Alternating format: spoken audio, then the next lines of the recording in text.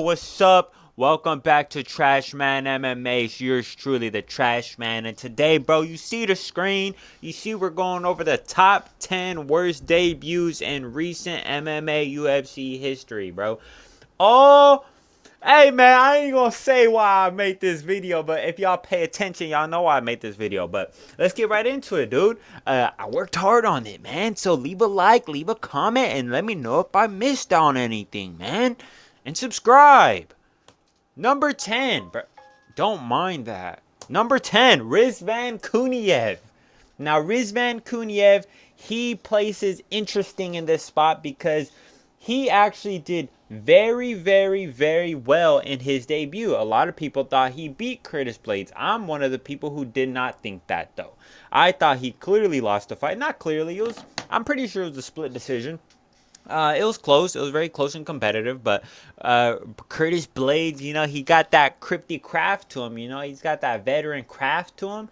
He's got that wrestling game on him, and he had that crafty man jab on him too. So he was able to pitter pat Rizvan Kuniev up. I believe there's a point in time where I thought Blades could have finished him, but maybe I'm remembering this fight poorly. But what a great showing for Rizvan Kuniev in his debut. Hopefully, well, not hopefully, but yeah, hopefully they put him against Marcin Tybura like I put in my last video. Go watch my last video, low-key plug. Hopefully they put him against Marcin Tybura for next, see what he can do against a lower level type of fighter. But Rizvan Kuniev, number 10, actually did very well for his debut. Number 9, we have number 9 here. Number 9. Marcus Buchecha. Marcus Buchecha. Now, if you guys don't remember Marcus Buchecha, this is a little bit of a deep cut. Marcus Buchecha was a extremely high-level grappler, jiu-jitsu grappler. I believe he was on an insane win streak, and one of the only people, the last person that I remember him losing to was Gordon Ryan. If I'm not mistaken. He actually had a very dominant and very, a lot of accolades in jiu-jitsu, Brazilian jiu-jitsu. And he comes to the UFC facing a top 15 heavyweight in Martin Buday. And motherfucker puts the beats on it like Dr. Dre. I'm not Kenny. But, dude, he puts the beats on him. Martin Buday just literally just masterclasses this kid. Not without issue. I believe I predicted Marcus Buchecha would have a lot of success in the first round, but if I'm not mistaken, it was actually the opposite. It was Martin Buday who had a lot of success in the first and second, maybe, and then Marcus Buchecha picked it up a little bit in the third, but I believe it was still a 30-27 or 29-28. I can't remember which, but actually it was an okay showing from Marcus Buchecha, but my boy Martin Buday, the GOAT, literally the fucking GOAT, bro, went 7-1. Name another heavyweight right now that can go 7-1 in this division. Name me one, bro. You couldn't. But Martin Buday, the GOAT, held it down against Marcus Buchecha, but it still didn't matter because he still got fucking cut. Justice for Martin Buday. But Marcus Buchecha did pretty well. On to the next. On to number 8. I forgot where I have number 8, but we're going to look at it. Patricio Pitbull. Now, Patricio Pitbull, he actually didn't do the worst out of all the Bellator guys. He was okay. He didn't get finished is what I'm trying to say. Like, you'll notice that all the guys that I have at the bottom of this tier list, the only reason why they're at the bottom of the tier list, not at the top, is because they didn't get finished. Like, as long as you don't get finished in your UFC debut, you're doing a relatively good job. But Patricio Pitbull, I have the stats pulled up right here. He landed 17 strikes to Yair's 70. So, he kind of got masterclassed by Yair Rodriguez, something that my GOAT Volk would never do. But he landed 4 in the first, 8 in the second, and 5 in the third. Bro could not get to double-digit striking numbers in any of the rounds, which is very, very embarrassing. But Patricio Pitbull got masterclassed by, Culon, by Yair Rodriguez. But he's bounced back with a win over Danny Gay, whatever, bruh. But very shit debut, in my opinion. And we're going to go on to number 7, man. Number 7, who do we have here, man? Who do we have, dude? This is a little surprise for the both of us, dude. Kai Asakura. Now, Kai Asakura, this is where we start getting into the, oh yeah, motherfucker, yeah, you done got done dirty. Yeah, Kai Asakura got slimed. Did I misspell his name? What the fuck? Kai Sakura got slimed out by Pantoja in the second round, as well as he did against fucking Tim Elliott. Fucking hell, dude. I don't even know what that's supposed to mean. Like, does that mean Tim Elliott's sneakily good, or does that mean Pantoja is washed? Like, what does this mean? But he's not washed because he just slimed out fucking what's his face? Kaikara. He just slimed out Kaikara. You know what we gotta do to really see if Pantoja's washed or not? We gotta put Kai Asakura up against Tim Elliott. If Tim Elliott can slime out Kaikara before Pantoja does, then that just means Pantoja's washed and Tim Elliott is low-key the GOAT of this division. That's what this means. Hey, next fight, Kai Asakura versus Tim Elliott, bro. We need that, dude. We need that. Because, like, I gotta know. But Kai Asakura got just fucking done dirty in his UFC debut. Got given a title shot. And, yeah, shit did not go well for him, as you can see in this photo. On to the next one. Number 6. Number 6, we got Aaron fucking Pico. We got Aaron Pico in. Oh, dude, I feel so bad for this kid. Dude, imagine training since you were like 4 years old. And some like fucking ex-UK gangster who got shot in the face started training for shits and gigs at 22. He just started training at 22 and was like, fuck it, kid. I'm gonna ruin your life. I'm gonna ruin your debut. Fucking crazy, man. I would never let a man from the UK do me like that. But Aaron Pico, number 6 on the list, who actually did. Now, he's one of the people who, even though I honestly want to swap him and Kai Sakura, which I probably, just imagine in your head. Imagine Pico's number 7 and fucking Kai Sakura's number 6. Because Pico was actually doing some shit against Lerone Murphy. But I guess Kai Sakura was too. Aaron Pico was pressuring him well. He was... I believe he got some good like sweeps on him and stuff, some like good takedowns, getting Lerone Murphy to his butt. He was landing a lot of good body shots, a lot of good left hooks, and he was actually doing fairly well for it being his first fight in the UFC. But I feel like that's also what it was. He put too much pressure on himself. He tried to force things, and I feel like that was the downfall of Aaron Pico. He was all gas. And when you're gassing that, when you're putting your foot that hard on the gas, you're bound to run into a wall, and that's kind of what Lerone Murphy was. Now, Lerone Murphy's not known to be a finisher, but if you're going full steam ahead and Lerone Murphy got that fucking spinning elbow, locked and loaded on your fucking dome piece, like, hey, bro, I promise you, an elbow or your fucking skull, which one's gonna crack first? I'll pick your fucking skull 10 out of 10 times. So it was a decent showing from Aaron Pico, but just wrong game plan, man. Wrong game plan. But I can see why he came out that aggressive. Lerone Murphy was never gonna. When was the last time Lerone Murphy got a motherfucking finish on somebody, dude? You know what I'm saying? So, but honestly, I can't even say a bad showing. It was just like, it was just Lerone Murphy's night that night, man. But number 5, dude, we got number 5 locked and ready, locked and loaded. Diyar Nurgoje. Now, if you don't know Diyar Nurgoje, I don't even know how to say this kid's fucking name. Diyar Nurgoje, he's the guy that fought and lost to Urine Salty Balls. If you guys remember that kid, they just fought too recently. Urine Salty Balls also is a victim of Martin Buday. Fucking hell, bro. Why do we cut Martin Buday? I still don't get it. But Diyar Nurgoje, in his debut, before he fought Urine Salty Balls, he actually ran into the mythical fighter of what's this fucking kid's name? He literally just fought on this card. Brandonson Hibeiro. That was his first fight in the UFC, and as you can see, it did not bode well for him, brother. He got twisted into a pretzel and Kimura in the first fucking round. Was it the first round or the second round? I don't remember. Honestly, I don't remember. I'm gonna say the first fucking round though, just for emphasis on my point. He got fucking Kimura'd on the first. Not only did he get Kimura'd, he weighed like 5 pounds above the fucking light heavyweight limit. He weighed at like 209 or 205 or something like 205. He weighed at like 209 or 210 or something like that. That fat motherfucker. He didn't even make weight.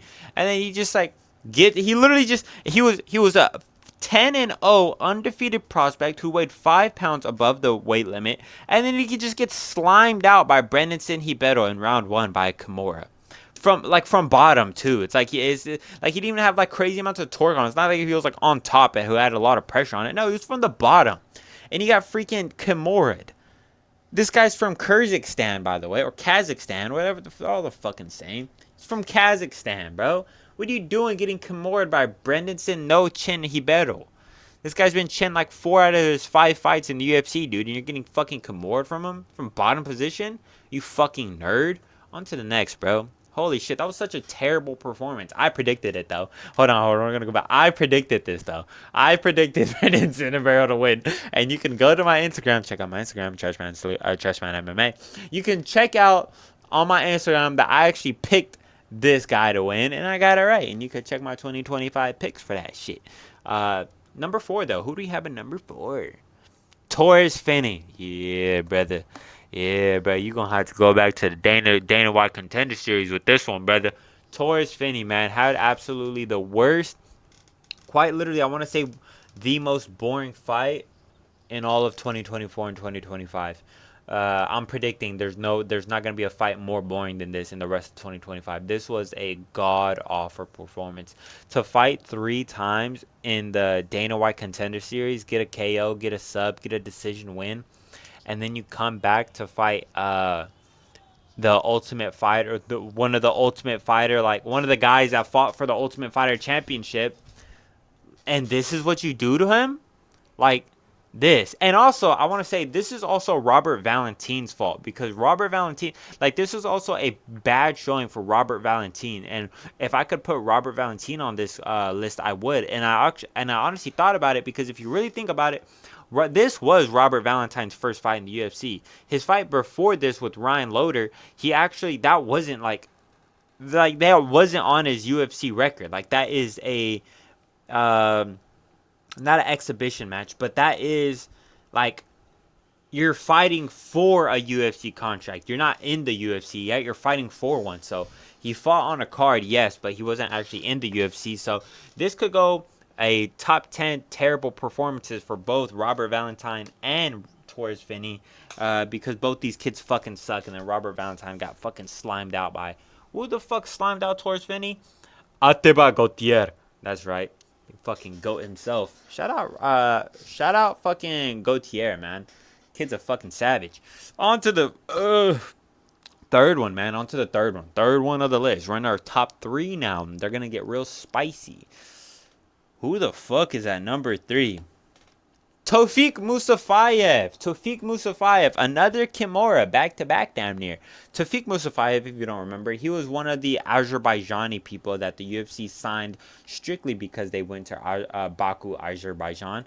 And this kid was like the 3rd fight on the list. He was fighting, how do you say this kid's name? This fucking, this gorilla, this monkey ape-looking motherfucker, this, how do you say, this caveman-looking motherfucker? What the fuck is this kid's name, dude? You guys know this kid. What's this kid's name? Why can't I remember it? It's something dumb, but like, I should be able to remember.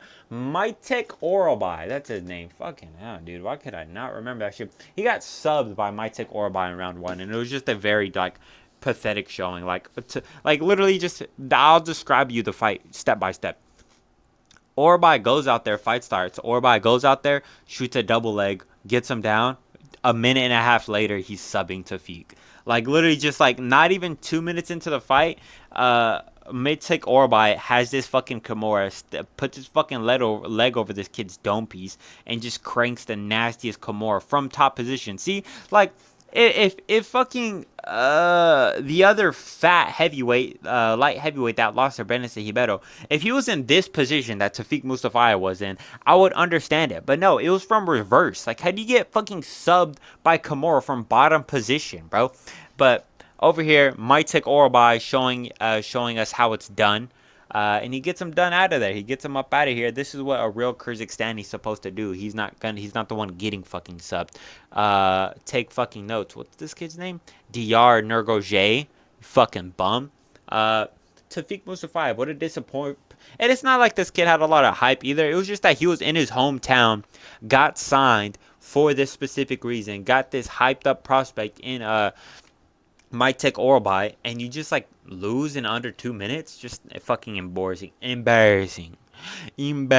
Could never be me. Number 2, man. Number 2, Patchy Mix. Yeah, you're done, son. You're fucking done, son. Patchy Mix got absolutely tuned up and rolled into a spliff in this fight. It was sad, and this fight was just so sad, bro. This was just the not showing out of a lifetime. Patchy Mix, the way people were talking about Patchy Mix was crazy, bro. If he wanted you out of there, bro, he'll go do it himself. By himself. He'll get you up out of there. Bro was talking about, people were talking about Patchy Mix like he was prime King Von in like back in the day, dude. The shit was crazy. Everybody was, honestly, I fell into the hype too, bro. I picked Patchy Mix, and I thought he was gonna beat Mario Batista, man. I fell into the hype. I ain't gonna lie to you. But look, we're all good. We're still good. You know, if you pick Patchy Mix on this card, you're still good. You know, don't even fret. Don't even think about it, man. You're still good. Patchy Mix, though, he sold us all. He sold all of our parlays. And honestly, he was just a prime heavy bag. He was just like a prime fucking heavy bag out there that Mario Batista was styling on. Just pop, pop, pop, pop, pop, pop, pop. And honestly, Patchy Mix is so fucking ugly, dude. It's actually insane. Him and his wife or fucking fiance, they're so ugly, bro. They're just like I'm not trying to hate on the women too much, but Patchy Mix is just so dog ugly, dude. He looks disgusting, and I hate every time he's at an event and they like pan the camera to his face and I have to look at him, I'm genuinely like disgusted. Like I'm like, bro, get this fucking golem off my fucking screen. He looks fucking disgusting. But Patchy Mix, terrible showing. I ain't looking ahead of him. I ain't looking at him. I'm looking through him. You know, his fucking signature one-liner at the press conference. Yeah, he was looking through him, and you couldn't fucking see him because he's so fucking ugly. That big ass nose in front of his face, you couldn't see shit. So, you know, what do we really expect for Patchy Mix out here? But man, on to number 1, the long-awaited number 1. You know, you guys been waiting for this for a long time. Hold on, guys. I'm gonna check the fucking Vikings and Chicago Bears game real quick, cause I gotta make sure my fantasy league is doing well. Yeah, I gotta make sure my fantasy league doing well, bro. We have 10 with 2 minutes left. Oh, bro, just got hurt. Damn. Oh, damn, 2 motherfuckers just got hurt. God damn. 27-17 Vikings up though. We up. My defense is looking swell. Just kidding. They allowed 17 points, brother. What the fuck? But number 1, man. Number 1. Y'all know who's here. Y'all know exactly why I made this video. I told y'all why I told y'all as soon as this fight happened that I'm making this video. Harry fuck ass Hardwick, dude. Harry ass hair Hardwick. I'm harding my wick right now. I'm hardwicking my Harry. Harry Hardwick just showed us the absolute worst performance not only a debuting fighter could have, but the worst performance any MMA trained individual could ever have in the ring. This was akin to bringing in an amateur fighter with one fight into a pro fight. And I can't even say pro. It was like bringing, I'll say pro because I don't want to disrespect Quay Fernandez. It was like bringing a fucking random dude off the street. Look at this kid's face, bro. He was just writhing on the floor in agony after getting low. He didn't know what a low kick was. He just simply didn't know what a low kick was. and he just kept eating them and eating them and eating them, and he wasn't even eating them. After the first few, the bro was limping already on fucking dangly legs. He was like on one leg, and he was just hopping around, and then he gets located again, and then he starts literally doing the worm, fucking Johnny Walker style. He starts doing the worm on the floor, just writhing around in agony. It's like, bro, I get it, you're in pain, but I've actually never seen like this performance made me realize how tough UFC fighters are and MMA fighters in general, because they never show pain. They never show that they're hurt, unless there's a few examples here and there. But if you're Grom Kutsaledze versus fucking Elvis Brenner, start holding your neck, and fucking, Charles Oliveira versus Max Holloway, there's some instances like this, but never like this, man. Never like this. Like, the closest we've seen in recent history to somebody getting hurt with a low kick was Marcus McGee versus Jonathan Martinez. I believe that was his name. And in the third round, he's literally just like hopping around, and he's like literally doing the Harry Hardwick Marcus McGee is, but he wasn't writhing around on the floor like a helpless baby, looking up at the ref, please stop the fight. It was just embarrassing, man. And Quay Fernandez, you would look like, I was mainly looking at Quay Fernandez this fight. I wasn't looking at Harry Hardwick because, frankly, I see him just as disgusting as Patchy Mix. I fucking hate looking at him. So I was mainly looking at Quay Fernandez, and Quay Fernandez was literally just like doing this. Like, I wish Herb Dean was in the way, but Quay Fernandez was just like, bro, seriously? He was like, every time he would kick him, he would just walk away. He'd be like, bro, like, this is the guy that you guys got for me? Like, you guys couldn't find anybody else? Like, I'm pretty sure he was mad. He was like, dude, this is gonna look terrible on my record. Like, this doesn't do anything for me. This guy is writhing around on the floor like a fucking baby. Like, that's gonna do nothing for my fucking record. Like, this does fucking fuck all for me. So, I'm pretty sure, oh my goodness, we are GOATs. Oh, wait, no, that was just Chicago. That was just Chicago Bears. They're fucking, what? Anyways, Quay Fernandez, man, I'm pretty sure he was just upset at his opponents literally just being a bitch on the floor. And Harry Hardwick, man, fuck you, dude. I actually like Harry Hardwick. He's a funny guy. But, dude, fuck your performance, dude. And honestly, I genuinely could not tell you one featherweight that he actually beats. Like, there's not one featherweight who he can actually, like, fight and do good at. Like, bro, go back.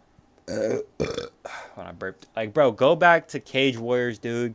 Pull a fucking Jordan Vucenic and go back, dude. Because I promise you, we do not fucking want you here, bro. If this is the level of competition that you're bringing, go back to winning in the fucking Cage Warriors, bro. Because I promise you, all you're going to do here in the UFC is fucking lose, bro. You fucking loser. Anyways, that was the video, chat. Thank you all for watching. It was yours truly, Trashman MMA. If you liked the video, if I missed out any embarrassing UFC debuts, comment them down below. Let me know what I missed. Let me know what you thought about the video, what you thought about the tier list. Go follow my Instagram at Trashman MMA. Go follow my Twitter at Trashman MMA. Like, comment, subscribe, and send it to a homie.